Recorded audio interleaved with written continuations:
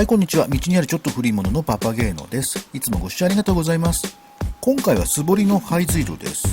ここは長南町の千田地区なんですけど、水道はこの北にある今泉地区との境にある低い尾根を貫いています。で、周囲の元凶なんですけど、ただの杉の植林地ですよね。もう水道は見えていますが、それ以外の道の痕跡は全くありません。房総の水道事情についての噂を聞いたことのある方なら、これは房総の変態あずき人間が気まぐれで掘った水道に違いないなんて思うかもしれないんですけど、さすがにそういうわけではないようですね。これは明治39年と現在の地形図を並べたものです。今回の水道はこの赤丸の場所にあります。地図を見る限り、この当時千田地区と今泉地区を直接結ぶまともそうな道は他にないので、この道はそれなりに使われてた道ではないかと想像されますね。ちなみに、現在の地形図にはこの道は全く描かれていません。それからさらに余談になりますが、明治初期の迅速即図にもほぼ同じルートが描かれています。ただそちらはね、この道よりも少し東側にあるようで、直接尾根に登っているような感じなんですよ。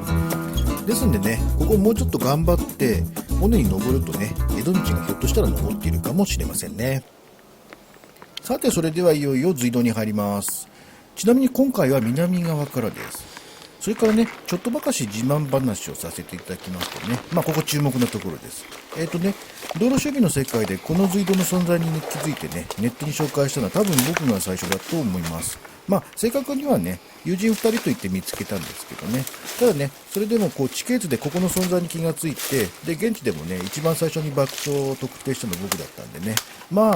そう、たまにはドヤ顔で自慢してもいいんじゃないかなと思いましてね。言ってみました。もちろんね、地元でね、知ってる人なんかもいてね、知ってる人は知ってるわけで、後で紹介しますけどね、地元の方に伺った話もあります。さて、ここまで登ってきたわけですけど、随分と路盤が高くなってますよね。それからこれ中に入ってみるとわかるんですけど、妙に天井が低いわけです。ということはね、これおそらく廃止後にかさ上げされたんじゃないかってことが想像されるわけですね。さすがに自然にこうなったと考えるのは少々無理があるのでね、周囲の植林地を整備した折に出た残土でも放り込んだのかもしれません。もっとも、これはね、資料や証言の裏付けとかは全くないんですけどね、あくまで推測っていうか想像なんです。それからね、以前なんですけど、市原の植林地の中でもね、やっぱり同じように路盤がこのような感じになってかさ上げされている素堀の廃水道を見たことがあります。だからね、こういうのって案外廃水道あるあるなのかもしれませんね。ということで北側の高校までやってきました。この辺りはひょっとしたら南から吹き込んできた砂が積もってこうなったのかもしれませんね。さて、高校から外を見ますと随分と下を見下ろすようなロケーションになっていることがわかりますよね。この下からだと、とても水道があるように思えないような状況になっています。最初に来た時はね、こちら側からのアプローチだったので随分と苦労しました。まずね、道が激ヤブと倒木だらけで心が折れそうになるんですよ。で、実はね、最初ここを甘く見ていて2回撤退してるんですよ。これね、南側から行くとね、物理的な障壁少ないんですけど、ただしね、心理的な障壁があるので、状況がよく分かっていないとちょっと行きづらいかと思います。で、この北側の高校を初めて見たときは嬉しいというよりもほっとしましたね。その時はね、遠方から来ている友人もいたんで、オケラで返すわけにいかないのでね、これ見て一安心しました。と、こんな感じの隧道でした。最後にこの隧道の廃止時期なんですけどね、先ほども申した通り最初に探索した時に地元の方の証言が取れました。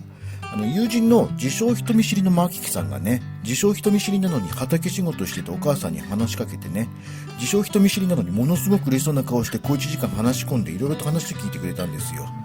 彼はね、自称人見知りなんだけどこんな感じであちこち聞き込みしてくれるんですよね。ただとんでもなく会話が長くなっちゃうのでね、待たされるのはかなり辛いというのはここだけの話です。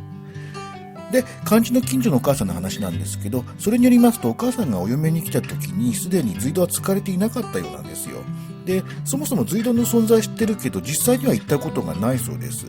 すぐ近所などにね、この道通ったことがないっていうことは、おそらくその当時すでにルートがね、廃道化していたからではないかと思うんですよ。ただね、その昔は車も通っていたという話も聞いたことがあるそうです。で、そのお母さんね、年齢的におそらく嫁入りした時期っていうのは昭和40年前後ぐらいではないかと思うんですけど、ちなみにね、昭和21年発行の地形図には、この道破線道として記載されています。で、同時期に米軍が撮影した航空写真にも密室筋らしきものが見えなくもないような感じなんでね、